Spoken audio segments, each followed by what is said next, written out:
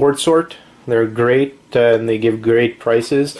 I don't bother taking other things out just because selling the board itself as a peripheral, you get about $1.50, $1.35. I think right now it's about $1.35. You see these little IC chip things. They pop out really easy. You just bend the board and they pop out.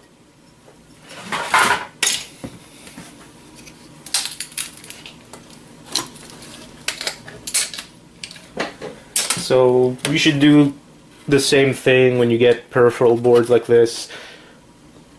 Peripheral boards similar to this, gaming consoles, TV receivers, sound receivers. You can find them a bunch of places.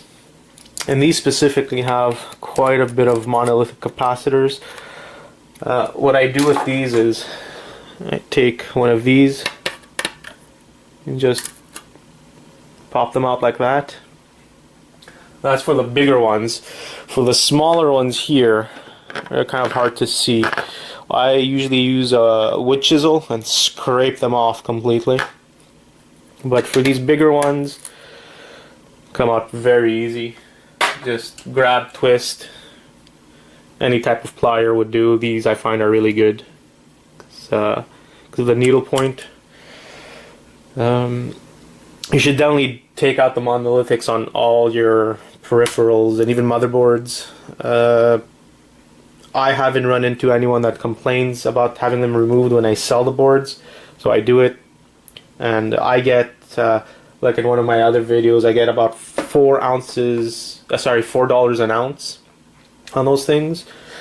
I recently saw a video where the guy gets about $80 per pound, which is not that bad. It's a little more than what I get on these, but definitely take them out. They're worth it. Definitely worth more than $1.50 per pound on peripheral boards. Let's see. Another drive. And actually I forgot to mention on these drives, on these Blu-ray drives, the laser on these are pretty good because you get gold here. You can remove this and sell it as a gold tipped connector or refine it yourself. There's a little small peripheral board, some wiring, that's pretty good. I know the shell of these lasers are aluminum. But another fun thing, they have a diode. Not sure if you can see it. There's a diode here that looks, when you remove it, looks like this.